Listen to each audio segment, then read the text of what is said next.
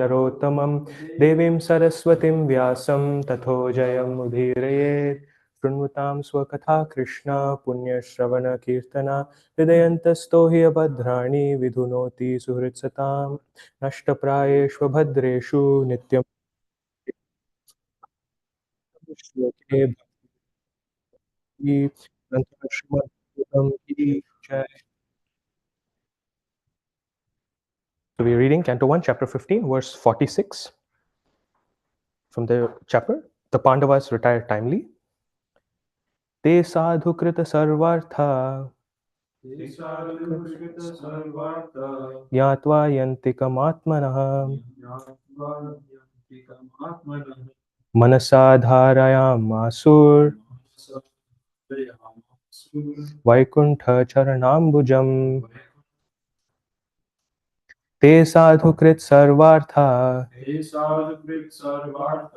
ज्ञात्वा यन्तिकमात्मनः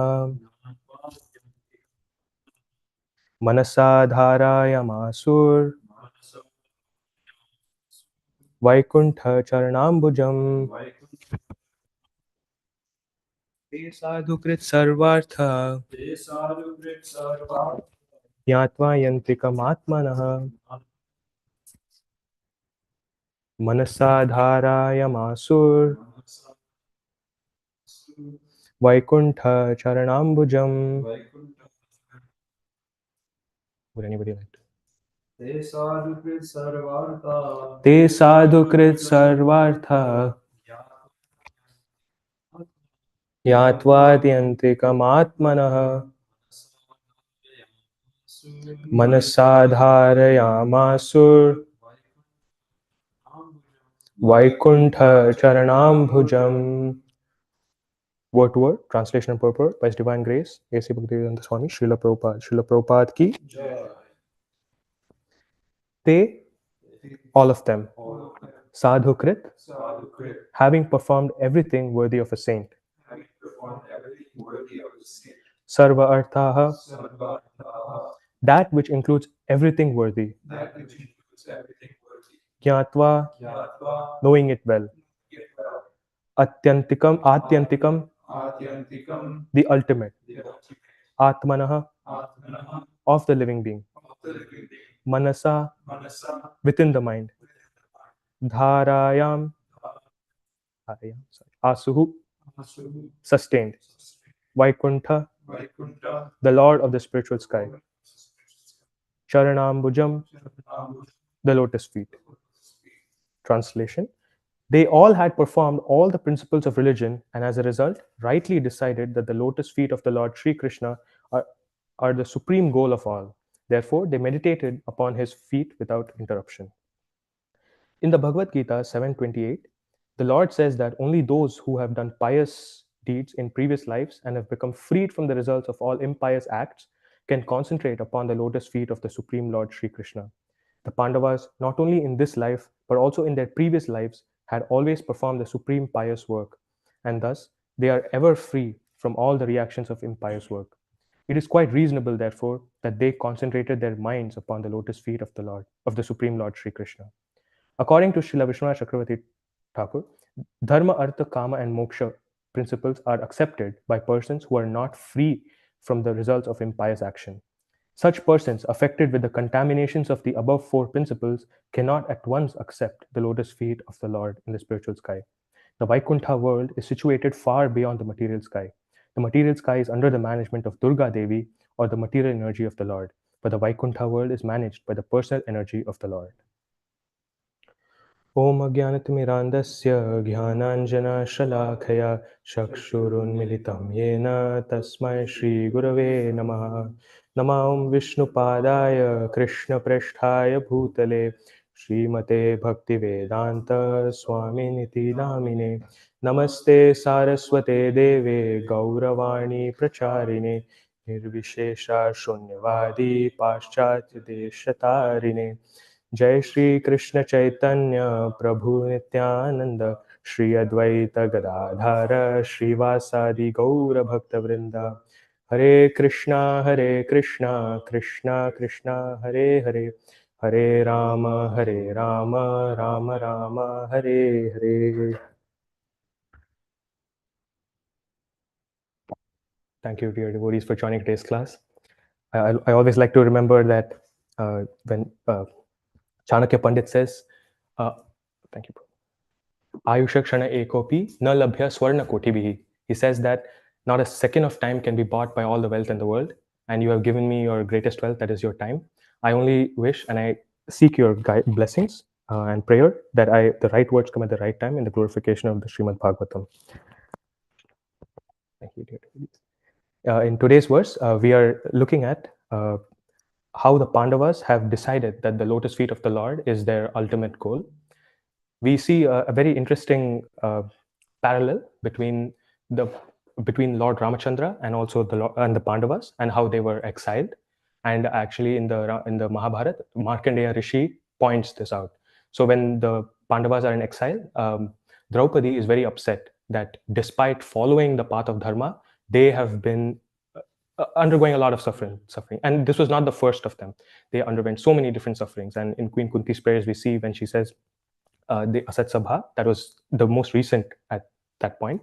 But before that, they had the Lac Palace, and then Bhimsen was poisoned. And there were so many other instances when they underwent a lot of suffering. And they underwent all of this suffering despite following the path of dharma without any loose ends there. So Draupadi is very upset that they had to go that route. And Yudhishthir tries to console her. And they are in the company of Markandeya Rishi. And Markandeya Rishi gives the good counsel to Yudhishthir. Although he does not need to hear it, we are supposed to hear it. So Markandeya Rishi tells Yudhishthir that when I see the plight of the Pandavas who are so adherent to dharma, I'm reminded of Lord Ramachandra, because Markandeya Rishi was there even during Lord Ram's time, and he's there now as well.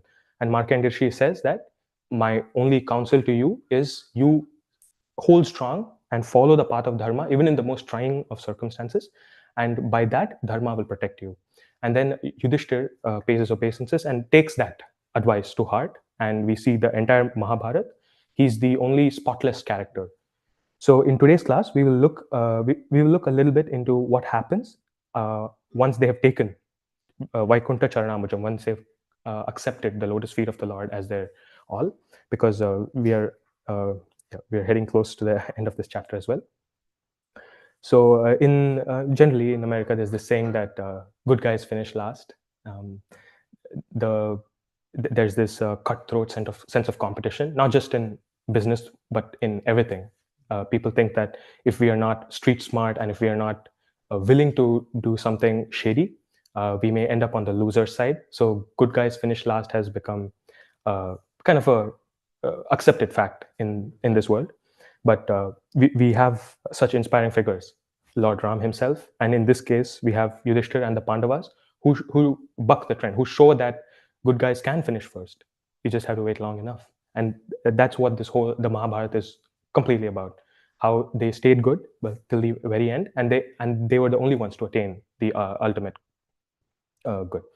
So once they have, so when the Bhagavatam says that they had taken to the next ashram, so we say it's the Vanaprastha ashram.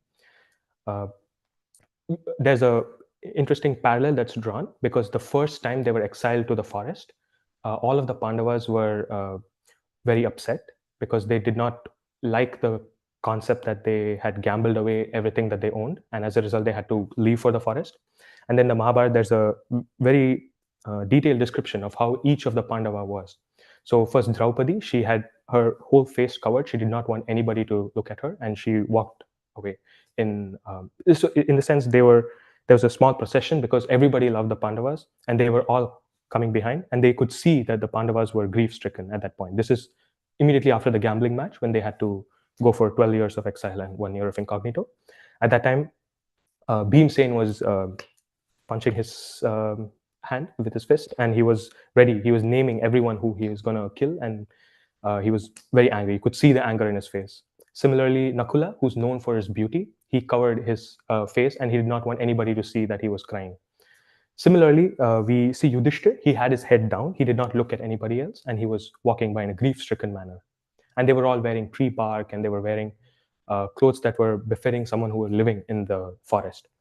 And now we see that the same condition has come upon them again. We see that they are again wearing tree bark and going, but this time they're more cheerful. And the Mahabharata says that they were actually very happy that they have given up all of the uh, material chains that bound them together, and as a result they had to go away now, and they were happy because now they're going for the Supreme Lord. Earlier they were forced to go to the forest, now they're happily going by their own accord. And we see the same with Parikshit Maharaj himself. He was thirsty, and as a result he garlanded the sage with the snake. But later on, when he's hearing the Srimad Bhagavatam, the 10th canto, first chapter, Parikshit, uh, this is embarrassing. Not Takshak Prabhu. So in the, he's hearing from Sudha Goswami, right? Shukadeva Goswami, yes, sorry. So when he's hearing, Shukadeva Goswami asks him, how is it that you were thirsty at that time, but now you've stayed without eating or drinking for 7 days? How is it that you are in this condition? There you were just hunting for a few hours and you were thirsty and you couldn't tolerate that thirst. How is it that now you're able to tolerate that thirst? And then Parishit Maharaj says, the more you speak, the more I get nourished by hearing the words of the Srimad Bhagavatam, so I feel no hunger, is what he said. So this goes to show that if we willingly give ourselves to the lotus feet of Krishna, then it is all happiness that we will receive. It is not that we would renounce without having the affliction for it. If we would not renounce for the sake of renouncing, we would renounce because we want something higher. And that always comes only when you have a higher taste. So I remember there was a class that Hari Pashut Prabhu gave as part of the Nectar of Instruction detailed study that he says. He says that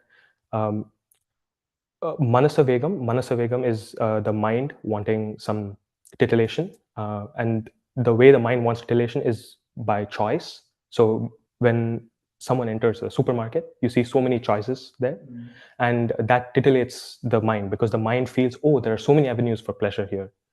And only if the mind tastes a little bit of the bhakti ras, the mind wants just rasa. It does not really care whether it's a bhakti ras or it's a material ras. But if given the taste of bhakti ras, the mind really gets addicted to it. And if that addiction happens, then as Kautukana Prabhu was saying yesterday, yena tena prakarena mana Krishna niveshayet, as Bhakti Rasam Sindhu says, whatever happens, you will still go for the highest goal. So before we go any further, I would quickly recite what happens after this, because there's not much description in the Bhagavatam. So in the Mahabharata, the last two parvas of the Mahabharata deal with the Pandavas leaving, and then the last parva of the Mahabharata is with Yudhishthira going to the heavenly abode. And both are very interesting and instructive. So I'll quickly give a description of that.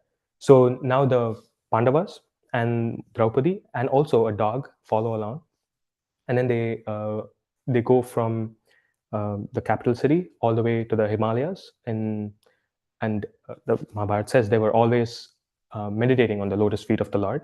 And so once they reach the, you could say near the Himalaya, the lower peaks, Mother Draupadi actually falls to the ground, and then she leaves her body. She passes away.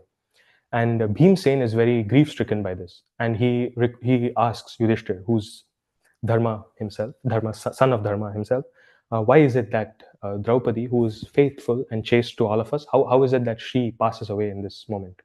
And at that time, Yudhishthir says, all five of us gave her equal respect and adoration, but she had a specific adoration for Arjuna, and as a result, she is the first one among us to perish. And Bhimsen is, all of them are grief-stricken that Mother Draupadi, who served them her entire life, is no more among them, at least in the material body.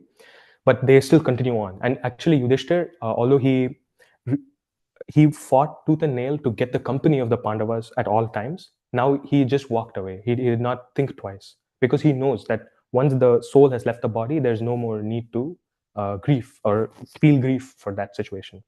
So next, we see that Sahadev falls. And again, Bhimsen asks, why is it that Sahadev passes away? Because he's always very humble and he was very learned. But and Yudhishthir says it was only because he was proud of his learning, and he was learned in the Puja Archana Shastra and all of that literature, and he was a little proud of it because he was very good at it. And as a result, that was the cause for his perishing there. So similarly, they walk a little further, and Nakula falls away. And again, Yudhishthir answers Bhimsen's question and says, although Nakula was righteous, he was proud of his handsome and good looks, and as a result, he perishes. And then you could say the big fish of the army, Arjuna, he falls, and Bhimsen is extremely grief-stricken. He actually sees Yudhishthir, and Yudhishthir is nonchalant. He does not show any emotion. And Bhimsen asks him, "How is it that your dearmost younger brother has fallen and he has passed away? How is it that you are still able to, continue walking?" And that time, Yudhishthir says that Arjuna fell because he is quick to get angry and make a vow. And he made a vow that he would kill everybody in a single day as part of the war, and he was unable to keep that vow. As a result, he perished then. And then finally, we see there's only Yudhishthir Maharaj, Bhimsen, and the dog walking along. And then finally, Bhimsen also falls. And as he falls, he asks Yudhishthir, "Why is it that it's me? I wanted to continue serving you and accompanying you till the very end. Why is it that I fall now?" And at that time, Yudhishthir says, "It's because you are angered easily, and it's also you are also a little gluttonous in that you do not care for others as much when it is your turn to honor, not just honor prasadam, but in many different cases, like even when fighting. As a result, it is you who will perish now." And then Bhimsen passes away, and then Yudhishthir and the dog go towards the peak.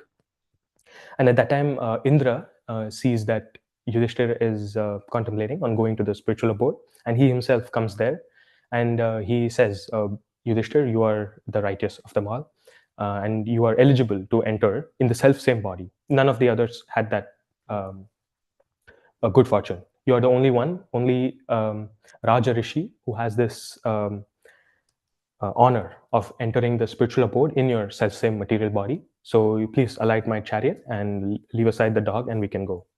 And that is when Yudhishthir shows that even in such a situation, when it is between going to the spiritual abode and not, he's still willing to take care of someone who's taken the shelter of his lotus feet.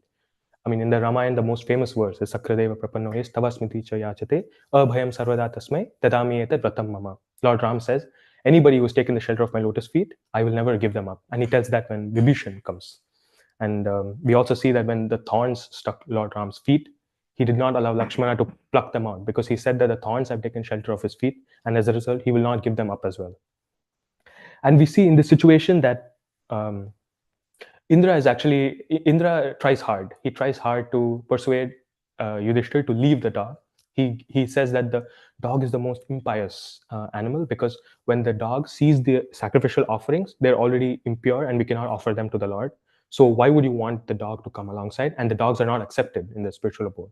So he says, I'm not cruel. I cannot give up the company of this dog who has given his company and shelter to me all the way. So you can continue. I will just stay here. And Indra was very impressed by that saying. He was very impressed that Yudhishthir would come to such a conclusion that even if he was not allowed to go, he's willing to give that up. And as a result, the dog turns into who he actually was. That is Dharma, that is Yamaraj himself. And then Yamaraj says, "I'm very pleased that at every situation in your life, you have held strong to Dharma. And as a result, you're most eligible to go to the spiritual abode." And then he alights the chariot and he goes to the heavenly abode. Now as he sees what's happening in the heavenly abode, he sees that Duryodhana is enjoying a good time. He's having a good time of his life, and he sees Shakuni, and he sees all of the others who fought valiantly in the war and who had perished in the war. They were having a good time, and he was asking, where are my brothers? I want to be with them because I do not want the company of these. I forget the exact words that were used, but it's something related to non-followers of Dharma. They're vile. I think it was vile. I do not want to stay in their company. I only want the company of my brothers and Draupadi. And at that time, a messenger is called, and then Yamaraj tells him, "You please take Yudhishthir to such and such GPS coordinate in the spiritual world, and you will he will meet his brothers there." And Yudhishthir follows along. He does not care that he does not have the heavenly pleasures at this point. And as Yudhishthir goes, he sees that the sunny, happy feel of the heavenly abode slowly deteriorates. He sees that the rivers are just like, instead of water, they have blood. And then he sees flesh everywhere. He sees human intestines and so many other, you could say, very unpleasant sights. And he sees howling, and he sees people shrieking and shouting. And he is smart enough to understand that this is actually Yamaraja's abode, where suitable punishment is given to those who are not followers of dharma. And he knows where he is going. And he actually feels a little bit of sadness and also anger that the people who followed dharma were the ones who were getting this painful situation. He says, even if I have to live my entire life in misery and get all of the suffering that is given in the hellish abode, I'm willing to do that if I have the company of my brothers. And there's this beautiful verse that Rupa Goswami quotes in the Padyavali, that he says, Shauni patitvam nirvaikam akinchanatvam nityam dadasi bahumanam atha apamanam vaikunthavasam athva narake nivasam ha vasudeva mamanasti gatistvaranya. He says that a pure devotee, he does not care whether he's put in a poverty-stricken situation or a situation that is worthy or befitting of a rich life. And a pure devotee, he does not care whether he bahumanam, whether he receives a lot of respect, atha apamanam, or whether he receives almost no respect at all. Vaikunthavasam athava narake nivasam. I think you can piece it together. Whether you're putting me in hellish abode or heavenly abode, it does not matter to me. Ha Vasudeva ma mama na asti gatistvadan. I have no other shelter other than your lotus feet. If your lotus feet puts me or drags me through the hellish abode, I'm okay with that. And Yudhishthir showed that exact mood in this case, because he knows that his brothers are followers of dharma, and if he were to stay in the hellish abode, so be it, if he has the company of his brothers. And at that point, he sees the screaming of Karna, Bhishma, and his Pandava brothers, and also Mother Draupadi in the hellish abode. And note, Karna is also there. And Yudhishthir sees him as his elder brother with immense respect, even though there were a lot of differences, as we know in the Mahabharata. And at that point, all of the blood and all of the gore goes away, and it becomes a very pleasant place again. And at that time, Yamaraj comes there, and Yamaraj says that you had to undergo a little bit of suffering because you followed dharma for your entire life, but at the moment when Dronacharya asked you a question, you failed to adhere to dharma, and as a result, you needed token suffering, before which you were eligible to go back to the highest abode. And this was just the token suffering, because he felt the sadness and anger that despite following dharma, his brothers were put in such a position. But he did not feel anger because he was also part of that. He felt anger only because his brothers were suffering, not because he was also suffering. So as a result, there's nothing else for him to suffer, and then he takes to the spiritual abode. And then that's the end of the Mahabharata. And Janmejaya is speaking to the sage, and he's the future of the entire family, Parikshit's grandson. And Janmejaya is moved to tears to hear the entire Mahabharata, and that's how it ends there. But it goes to show that Yudhishthir, despite all of the suffering, despite everyone, even the Pandavas turning against him in the forest, they were actually telling him, you're not fit to be a king who gives up such an opportunity for unscrupulous people to take over the throne. And then they are willing to go against him to fight the war. But Arjuna calms him down and tells him that Yudhishthir has a plan and we should follow his lead. So yesterday, and another thing that Prabhupada talks about here is quoting Vishwanath Chakravarti Thakur. He says, Dharma, Artha, Kama, and Moksha are principles that are accepted by persons who are not free from the results of impious action. All of you would have heard the, I think, quite famous words. It says, Ahara, Nidra, Bhaya, Maitunam cha, Samanyam etat pashubi naranam dharmo hi eko adhiko vishesho dharmena hina pashubi samana. So it says ahara, that's you could say fanciful eating. I would say Epicurean. You could say Epicurean. So ahara, nidra. Well, you could have we sleep on the floor generally. You could have a $10,000 mattress. Ahara, nidra. Nidra is the same. Maitunam, that is sexual pleasures. Ahara, nidra, maitunam. Bhaya, and protection. So basically the regulative principles, right? And one thing to note is the most valuable things in this world are actually free. Whether it's a good night's rest, whether it's trust, whether it's friendship, whether it's love, whether it's affection, all of these cost nothing. The most valuable things in this world are always free. Yet people go after wealth, assuming that wealth is the one that gives happiness. But unfortunately, that's not true, because whatever is worth it, even a good japa costs nothing, right? You feel connection with the Lord, and it costs you nothing. So in this world, we see that people give up their entire life in the pursuit of what they think is happiness, which generally is Shri or Lakshmi or wealth, for the sake of it, not for service in the lordships. So we have countless times in this in the Srimad Bhagavatam. Yesterday, as Prabhu was also mentioning about how one may receive a human form of life, but it is extremely rare. And we have the verse that brought tears to the eyes of Bhaktisiddhanta Saraswati Thakur. Here it is also part of our 11th and 12th canto verses that we memorize. That's labdva sudurlabam idam bahu sambhavante manusham arthadam anityam apiha dhira turnam yatetna patet anumrityu yavan nishreyasaya vishaya khalu sarvatasyat. So each word of this verse is very valuable. It says labdva. After all of these years and after all of these lifetimes, going from one species to another, labdva sudurlabham. Durlabham is labha is labha or profit or something that's valuable.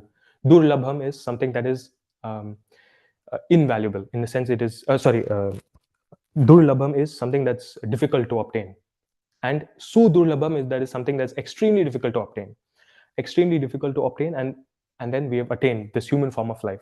Labdhva sudurlabham idam bahu sambhavante, after many lifetimes. Manusham arthadam anityam apiha dhira. Manusham, the human form of life, anityam, it can go away at any point in time.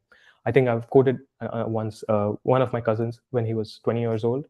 He actually passed away in a in a bike accident. And what is even more interesting is there was nobody else on the street. He was just coming back a bit late from work, and there was a pothole, and his bike skid on the pothole, and his helmet went off his head, and his head got thrashed onto the footpath or the So he died on the spot, and there was nobody there. No, even I don't think even if they'd called the ambulance in time, he would have survived. But there was nobody there.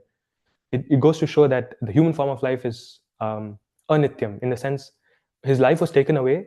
Maybe the smartphone in his pocket also didn't crack, I guess, and nothing happened to the bike probably, but his life was taken away. So Yamaraj takes away the time factor, takes away whatever it needs to at any point in time, and we never know whether one is you could say youth, or one is already in their old age, as Prabhupada has mentioned in countless conversations.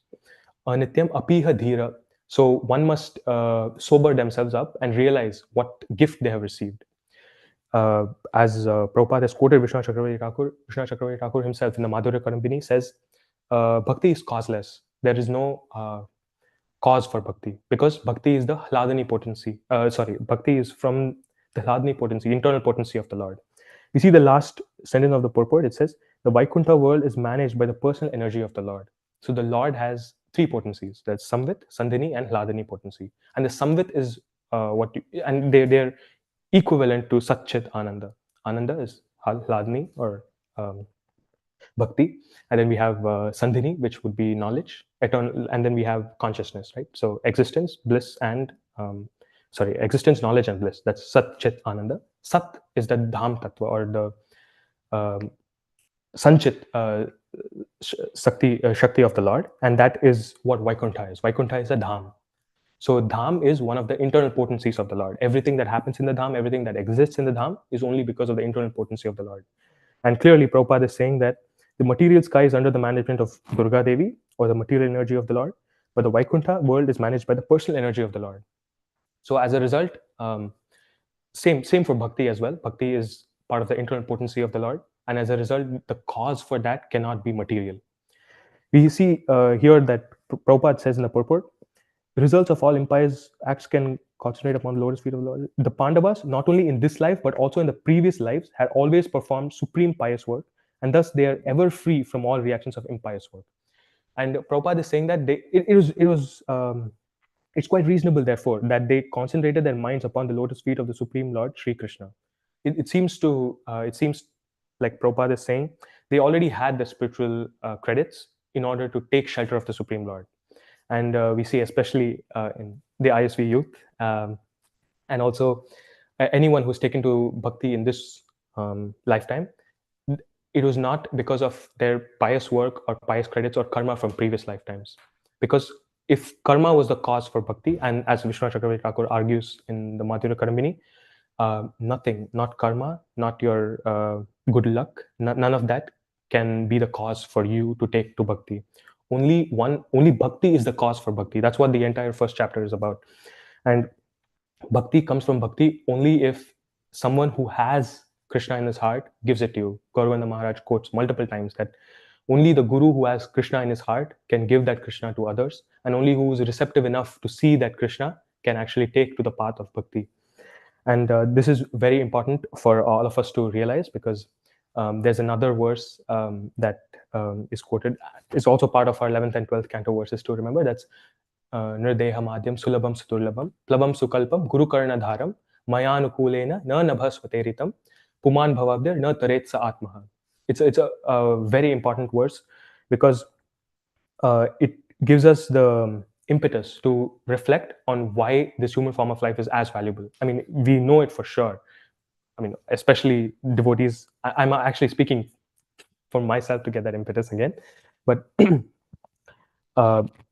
once we really realize how fortunate we actually are, we will take to bhakti with that much more seriousness. We see the Pandavas taking to the Vanaprastha ashram towards the end of their life with immense seriousness, but actually their entire life has been dedicated to the Lord.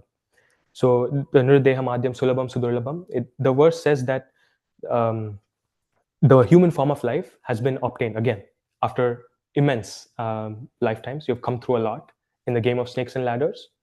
You've come to 98. You just need to roll a 2 and you'll go to 100. But don't roll the dice on this one, hoping. You may say, I want a 2, but you actually want 1 maybe. Because the snake of material energy is waiting at 99 to take you back to 1. But if you roll a 2, if you actually feel, everybody says, I want to roll a 2. But their activities might not be in alignment with that wish, right? Because ahani ahani bhutani gachanti himalayam shesha sthavara ichanti kim maschane matah param. As Yudhishthir has said, we see everybody dying around us, but we live as though, we show by our actions, we show by our choices that we will not die this quickly. Maybe I have another 15 years, maybe I have another 25 years. Why not let me enjoy for 5 more years and then dedicate the last 10 years? We never know all of that. So we must not live as though we will never die. We must live as though we may die at any moment.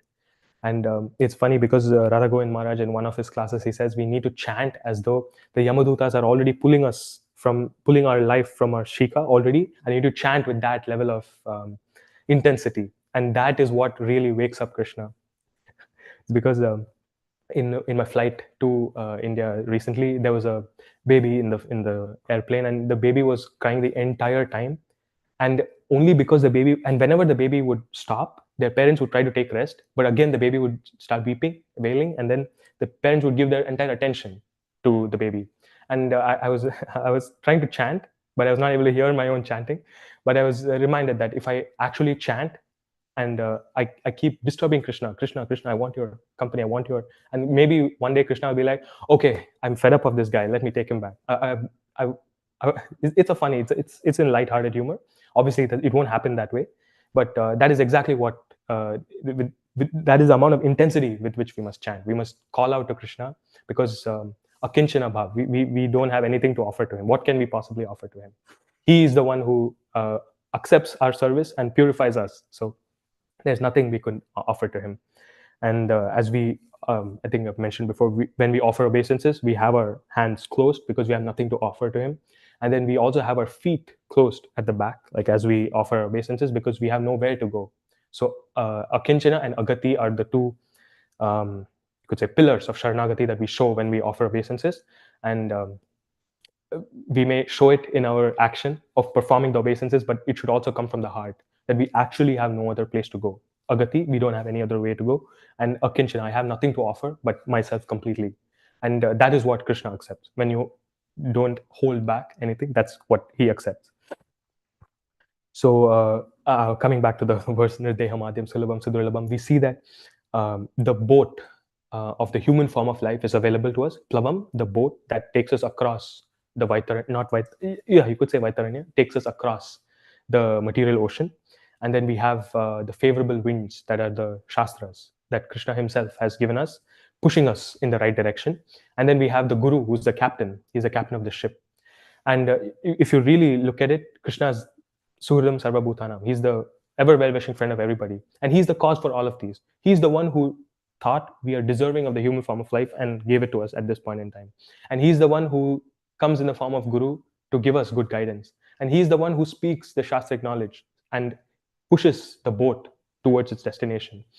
And he's the one who comes as Paramatma to guide us. And despite having all of these advantages, if you take a sports metaphor, if you have the home advantage, you have the fans, you have the best players, you have everything, and you still lose, then what more can be said? That's exactly what the verse says. Na taretsa atmaha. You have all of this. You have the Shastra, access to the Shastras. You have the Guru. You have the boat, which is a human form of life. You have everything available to you. And even then, if you don't endeavor for the highest goal, na taretsa atmaha. You're the killer of your own soul. You're responsible for that defeat. So, and Prabhu, you quoted Prahlad Maharaj. He says, Kaumara macharet pragyo dharman bhagavataniha durlabham manusham. Again, durlabham manusham janma tad api adhruvam arthadam. Arthadam, it's meaningful. The human form of life is meaningful. And only one who has really understood how valuable it is will really take it seriously. Haripashar Prabhu mentions in one class that devotees generally take very enthusiastically in the beginning, and then there's this plateau. And the class is called Mediocrity in Bhakti. It's a very beautiful class. I listened to it multiple times, and it's worth listening to again. And in that class, Haripashar Prabhu talks about how many times even senior devotees, they feel like they've reached a certain stage in their devotional service or in their life, so to speak. And then they just say, okay, I just follow the process and that should be it. I should be attaining the ultimate board. And that is the only thing that needs to be changed, because only when you feel the pinch of the material world will you really realize that this is not for me, and you'll really longingly take to the lotus feet of the Lord.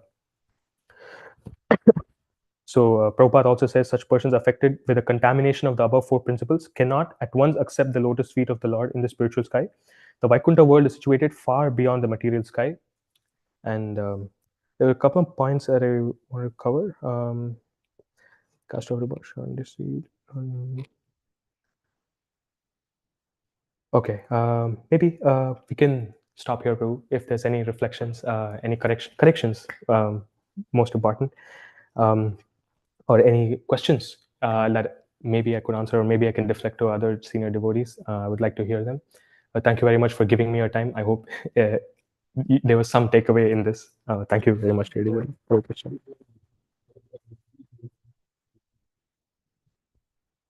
Thank you, Vishal, for bringing us Mahabharata and Neil Mahabharata. I have never read it myself. So, so I have a question. Did they go to the spiritual world, Vaikuntha, or did they go to heavenly planets? What does Mahabharata say about the destination of the Pandavas? So it is the same as it says. It says Vaikuntha Charanambujam, right? So yes. So what the Mahabharata mentions is there's a kind of a small pond in which Yudhishthira and everybody kind of dip their heads, and then they find themselves in the Vaikuntha. So that is what it says. I don't have it's an abridged version. It's not the original 100,000 verses. Actually, the Mahabharata has 6 million verses, and then I think around 3.5 million is given to the heavenly abode, and few other things. And the human life, the human civilization gets only 100,000 verses, and that is what Janmejaya heard. And the last ends off a little abruptly like that. Once they put their heads in the pond, they're immediately taken to Vaikuntha after that. So maybe not a conclusive answer. Maybe I will look closely into that. Thank you, Bro.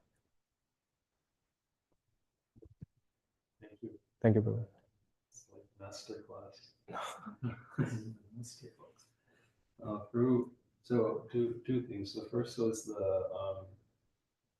I was hearing from SVK Maharaj like similar instead of the on a plane, and he was hearing baby crying. Maybe you guys might have heard this, right? From SVK Maharaj. Baby cries, he thought, oh, we should also be crying for Krishna like baby, right? So it's instead of being, annoyed, it shifted. At first he was annoyed and then it shifted. And then when the baby cried, Hare Krishna, Hare Krishna. He would use that as like me crying as a catalyst to get that feeling.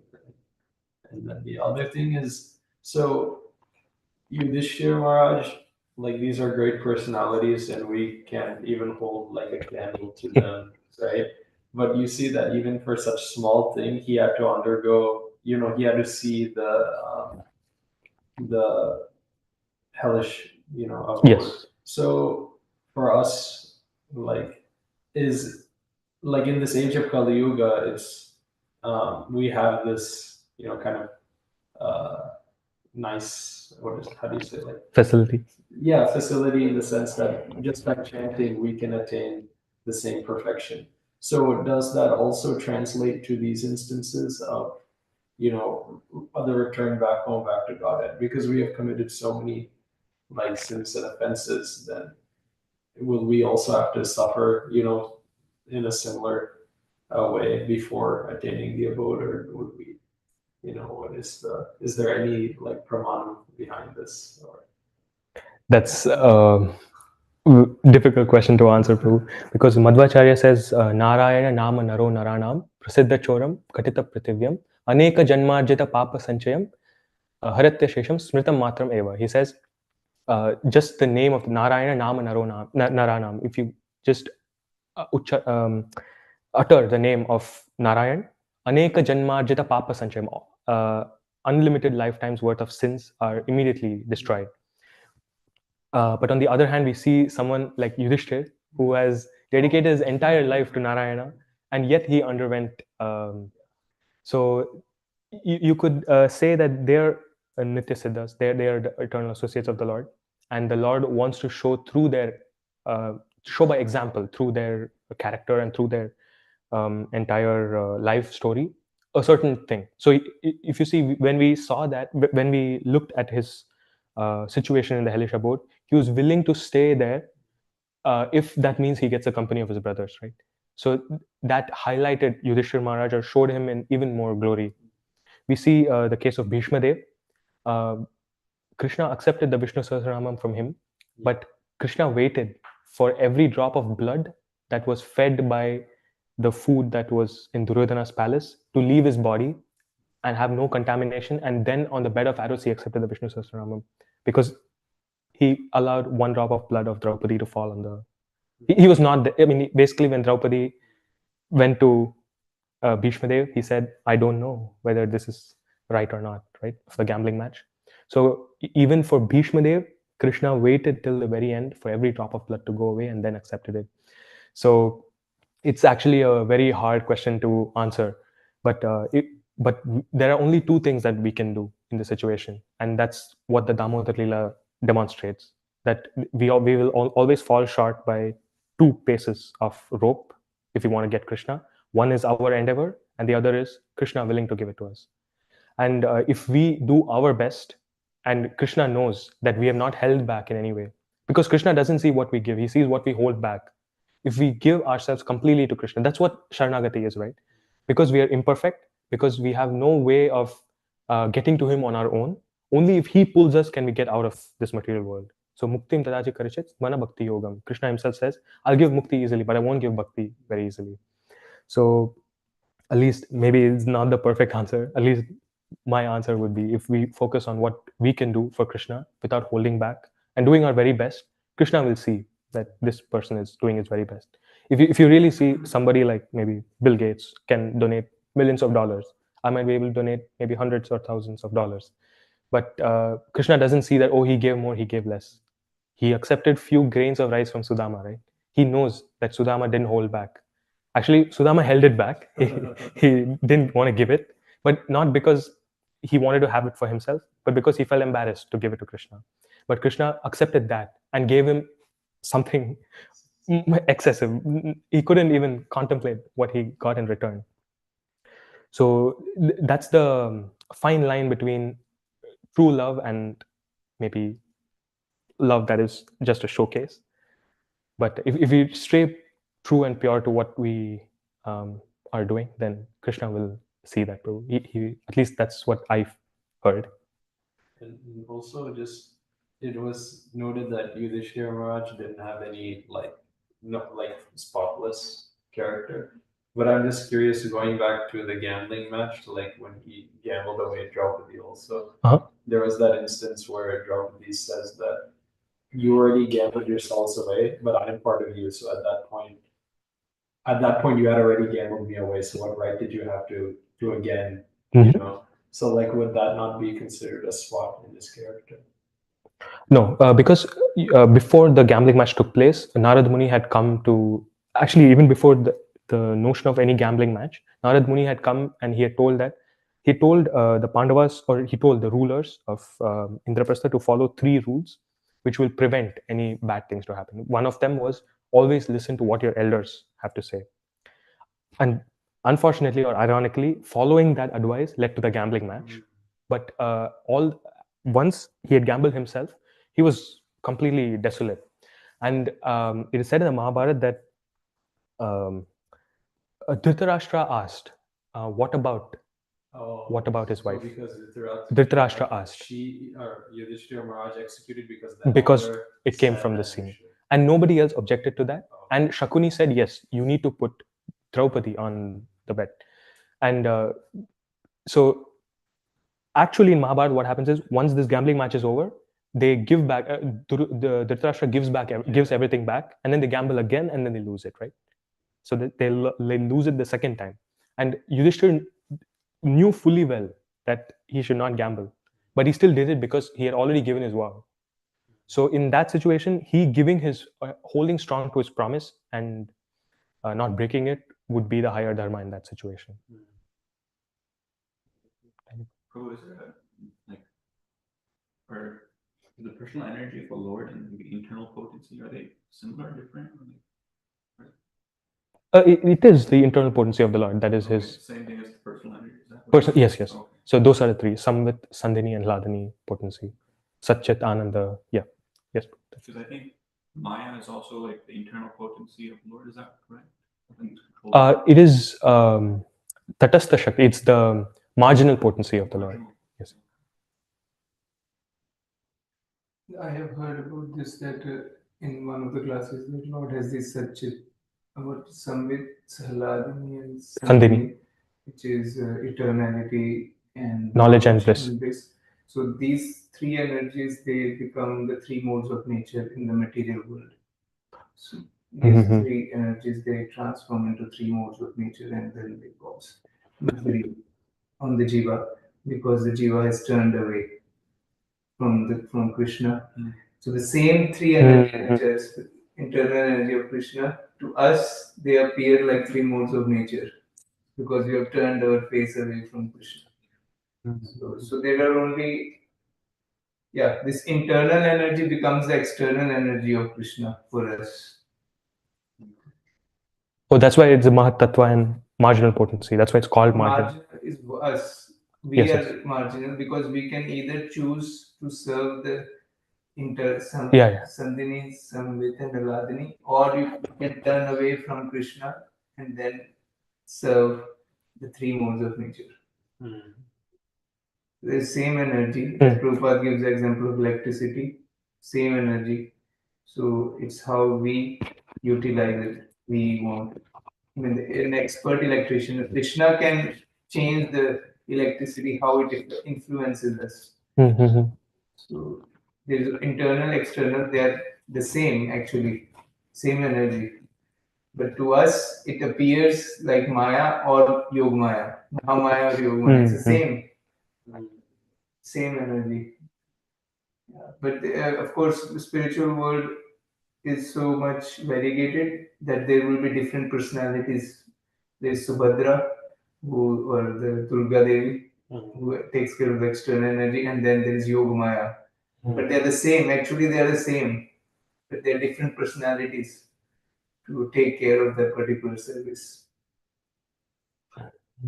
That's how he expands. And then marginal energy is Jiva.